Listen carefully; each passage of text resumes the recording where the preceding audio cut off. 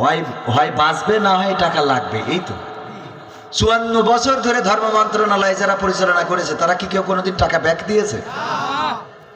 কেউ ব্যাক দেয় নাই, আবার টাকা লাগেও নাই। একেবারে কি যে বাজেট করা হয় সেই বাজেটে যে কোনো কাজ কমপ্লিট হয়? ঘর করবেন, রাজমিস্ত্রি বাজেট দিয়েছে ভাই 6 লাখ টাকা হলে হয়ে যাবেন, আপনার 18 লাখ টাকা শেষ হয়ে গেছে, তাও শেষ হয় না। কারণ ও জানে ধরায় দিতে পারলে ও কাজ করে। ও মানে ওরা সিস্টেম বলবে, ও বলবে ভাই ঘর করবেন কিরাম প্ল্যান, তা আমার তো প্ল্যান অনেক, আমার মনে হচ্ছে 20 লাখ টাকা নেন। কসে আমার সাথে বলেন তো, বলার পরে বলছে এই ঘর এমন ভাব করলেন 20 লাখ টাকা, তো 3 লাখ টাকাও লাগবে না। এবার নামাই দিয়ে দেখা যাচ্ছে 32 লাখ টাকা খরচ হয়ে গেছে, তাও ঠিক হচ্ছে না। ভাই আপনি তো এই জায়গা বাড়াইছেন, এই জায়গাটা আর একটু সুন্দর করে দিচ্ছে। ও বাবা, এরকম আছে না কিছু নগদ কথা। কোষ কিনতে গেছে লাল ভাই, হুজুর মানুষ বলছে হুজুর আপনি বলেছেন না গোশের কথা, চুপ করে দাঁড়ায় থাকেন, আমি দেবো বাড়ি যাই বলবে। এই চুপ করে দাঁড়ায় থাকা ছাড়া ভাই হাড়ে ভাই আপনি বলেছেন, আপনি হুজুর মানুষ না ভাই, আপনি বলেছেন, আপনারা তো আমাদের মাথার তাজ। বাড়ি যাওয়ার পরে ভাবি আর ঘরে এসে গোশ রান্না করবেই না, বলছে তুমি রান্না। এই সত্য বলছি না, মিথ্যা বলছি? একদম নগদ কথা।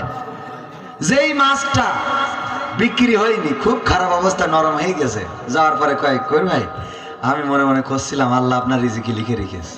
কেন? তা বলছে এই মাছটা। আমি বলছি একটু আপনার টিপা লাগবে না ভাই, আপনি নিয়ে যান, যদি ভাবি আমার নাম না করে তা বললেন, সত্যিই নাম করে কয় কার কাছ থেকে কিছু ধরে নিয়ে আসো। জ্বালা আছে না নাই? একেবারে আমাদের এইরকম নগদ কথা সবাই বলে। যাই হোক, আমি যেটা বলছিলাম, দেখেন বাজেট যেটা দেয় হয় কম লাগবে, না হয় বেশি লাগবে। আফামো খালিদ হোসেন একটা মন্ত্রণালয় চালাই, সেখানে তিনি টাকা ফেরত দিতে পারলেন, আরো যে মন্ত্রণালয়গুলো এগুলো আছে ওনারা ফেরত দিতে পারতো না? ওনারা ফেরত দেবে কি? ওনাদের তো খাতি খাতি শেষ, আরো লাগে আরো লাগে আরো লাগে, ঠিক না বেঠিক? আরো লাগে। আর 54 বছর ধরে ধর্ম মন্ত্রণালয় যারা চালাইছে ওদের ব্যাপারে আমি একটা জিনিস আমার মনে হয়েছে, নাসিরউদ্দিন হোজ্জা উনি 1 কেজি গরুর গোশত কিনেছে বাড়ি রান্না করার জন্য, যে অনেকদিন ধরে গরুর গোশত খায় না, তখনকার যুগে এটা তো কষ্টকর ছিল। তো এই গোশত কিনে নিয়ে যে স্ত্রী বলছে রান্না করো, আজকে একটু মাখো মাখো করে খাবো, একটু সুন্দর করে রান্না করো, গরম ভাত দিয়ে গরুর গোশত যেন খুব কায়দা করে খাতে পারি। আমি ঘাটের থেকে গোসলটা দিয়ে আসি, গোসল করতে গেছে বেগম সাহেব, রান্না করতে করতে 1 কান 2 কান করে খাতি পুরো 1 কেজি শেষ। 1 কেজি গোশ খাওয়া আজ থেকে 20 বছর আগে মানুষের কাছে কিছু ছিল না। এখন আল্লাহ রিজিক দিয়েছে, কিন্তু কিছুটা উঠাই নিয়েছে।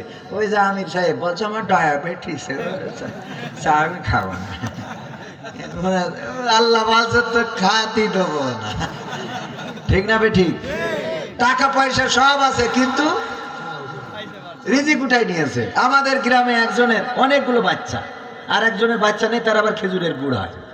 তো এই অনেকগুলো বাচ্চা খেজুরের গুড় খাবে, কান্নাকাটি করছে, আপা তো তার বাড়ি নিয়ে গেছে, নিয়ে যে গেলেই খালি বলছে আপা একটু তাড়াতাড়ি দাও, মানে বাচ্চাদের যে কাজ, আপা তাড়াতাড়ি একটু খাবো।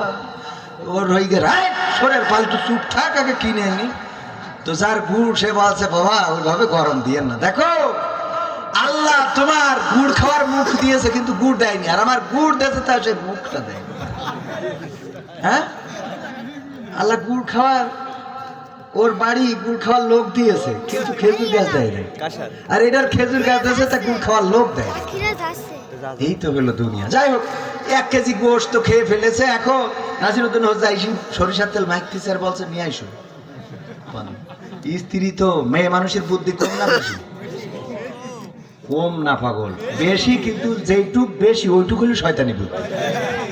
মানে যেটুক কম ওই পর্যন্ত ঠিক আছে, যেইটুক বেশি বোঝে ওইটুক কি বুদ্ধি? আদম আলাইহিস সালাম জান্নাতে যতদিন একা ছিল কোনো ঝামেলা ছিল? যেই বউ বানাই দিলে অমনি আল্লাহ বললো এবার দুনিয়া যে চাষ করে খা, ঠিক না বে ঠিক? আমরা যতদিন, ভাই আপনার ভাবি আছে বলার দরকার নেই, আমারটা বলি আছে না, এই জন্যই দরকার নেই, যা বলেছেন অন্য জায়গায় বলেন।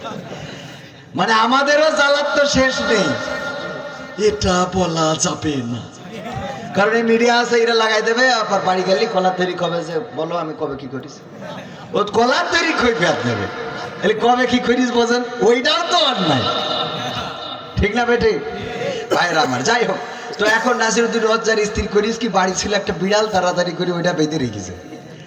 এই সে যখন খাবার চাচ্ছে বিড়ালে নিয়ে বলছে কতদিন ধরে বললাম বিড়ালটা ফেলে দিয়ে এসো, তুমি তো করোনি, কি ক্ষতি করিস। ওরে বাবা, কাইন দিয়ে অকুলেই যাচ্ছে, তুমি গোস্ত খাবার আজকে কি ক্ষতি করি। ও মায়া, এ গোস্ত খাবে, ও কি ক্ষতি করিস। বলছে কেন কি হইস, বলছে বিড়ালে সে 1 কেজি গোস্ত তেসমিত দিস। বলছে সত্যি সত্যি বিড়ালে কি, বলছে আমার কথা বিশ্বাস হচ্ছে না, তাহলে তালাক দাও, আমি এবার করবো না। ওই যে মানে কাহিনী, কিছু হলেই তালাক দাও, এত সোজা নাকি তালাক? এই শীতের সময় তালাক দেবো, গরমকাল পড়ুক, তখন দেখা যাবে। কি বলছে, হ্যাঁ ঠিক আছে। যাই হোক, এখন উনি বলতেছে বিড়াল কি সত্যিই গোস্ত খেয়েছে। বলছে দেখো বিড়ালটাই গোস্ত খেয়ে ফেলি। তখন তা বলছে বিড়ালটা দাও, নিয়ে তো চলে গেছে আপনাদের আলমডাঙ্গা বাজার, না কি বাজারে, আলমডাঙ্গা বাজারে যাই একজনের মিটার অন করি, বলছে এটা একটু ওজন দেওয়া দিন। ওজন তো দেখে কাটায় কাটায় 1 কেজি। আবার ওই প্যাকেট ধরি বাড়ি নিয়ে এসে স্ত্রী বলছে, স্ত্রী সত্যিই কি এই বিড়ালে গোস্ত খেয়েছে? তা বলছে এখনো তুমি অবিশ্বাস করতেছো, আমার ফেরত দিয়েছে ওই গোস্ত, আমার আব্বা যে তোমার সাথে কি দেখে নিয়েছিল। তো বলতেছে অসুবিধে নেই, ঠিক আছে, এত ভেবেও করতে হবে না, কিন্তু আমার একটা দুঃখ হইলো, এই বিড়ালটা আলমডাঙ্গায় নিয়ে যে ওজন দিলাম, এটা কাটায় কাটায় 1 কেজি। এখন আমার প্রশ্ন হলো, এইটা যদি সেই বিড়াল হয় তাহলে আমার সে গোস্ত কই, আর এইটা যদি সেই গোস্ত হয় তাহলে সে বিড়াল ডাকো, ঠিক না বেঠিক? তো ধর্ম মন্ত্রণালয়ে যেহেতু এইবার ধর্ম উপদেষ্টা আফম খালিদ হোসেন দাড়িওয়ালা টুপিওয়ালা 800 কোটি টাকা হাজিদের ফেরত দিয়েছে। স্বাধীনতা 54 বছর হয়ে গেল, এই 54 বছরে 53 বছর যেহেতু কেউ ফেরত দেয় নাই, আমার প্রশ্ন হলো তাহলে ওইগুলো যদি ধর্ম মন্ত্রণালয়ের মন্ত্রী হয় তাহলে ধর্মটা কই? আর ধর্ম যদি এইটা হয় তাহলে সে টাকা পাইছিল না কেন? কথা কি বুঝেছেন? এই জন্য আমাদের বক্তব্য হলো একটু দাড়িওয়ালা টুপিওয়ালা দরকার, জামাত ইসলাম দরকার নেই। কথা কয় না? এই দাড়িওয়ালা টুপিওয়ালা কুরআনওয়ালা হাদিসওয়ালা জুব্বাওয়ালা পাঞ্জাবিওয়ালা এরা যদি হয়, হাজিদের টাকা যেভাবে ফেরত পেয়েছে ওই রাস্তা করে দেখা যাবে আবার কিছু টাকা নিয়ে যেয়ে ফেরত দিচ্ছে, ব্রিজ করে কিছু টাকা নিয়ে যেয়ে ফেরত দেবে, কলকারখানা মিল ফ্যাক্টরি করে টাকা ফেরত দেবে, ও বালিশ তুলে টাকা ফেরত দেবে। সব জায়গায় যদি এইভাবে টাকা ফেরত দেয় তখন দেখা যাবে যে বাংলাদেশে ফেরত দেওয়া টাকা ওই বাজেটে আবার দেশ চলছে, ঠিক না বেঠে? এই জন্য দাড়িওয়ালা টুপিওয়ালা পাঞ্জাবিওয়ালা জুব্বাওয়ালা কুরআনওয়ালা হাদিসওয়ালাদের দরকার আছে না নাই? সে হোক জামাতওয়ালা বিএনপিওয়ালা সরমনাওয়ালা হাত পাকাওয়ালা ধানের শীষওয়ালা, কোনো অসুবিধা নেই, কুরআন তার মধ্যে থাকলে আছে। আমাদের বক্তব্য ক্লিয়ার। যারা মনে করে হুজুর দাড়িপাল্লার কথা, মোটেও না, আমরা দাড়িপাল্লা এই প্রতীক আমাদের কোনো প্রতীকই না।